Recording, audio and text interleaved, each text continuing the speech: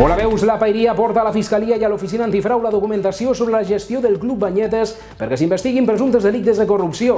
Des del consistori sospiten que l'impulsor i responsable del club durant els primers anys, Jesús Costa, s'hauria apropiat de més de 800.000 euros de diner públic de forma indeguda entre l'any 2006, quan es crea el club, i el 2019. Segons la regidora de Participació i Lluita contra la Corrupció, Elena Ferrer, el Club Banyetes acumula un seguit d'irregularitats que poden esdevenir delictes de tràfic d'influències, apropiació indeguda de la marca del Club Banyetes, extorsió i suborn. L'equip de govern municipal creu que Costa no va actuar sol i per això volen que s'investiguin totes les responsabilitats polítiques. Segons la regidora, després d'ocupar aquest lloc d'empleat públic, l'impulsor del Club Banyetes va continuar realitzant la tasca del club des de la gerència de la Fundació del Paisatge Urbà i també la Fundació del Teatre de la Llotja.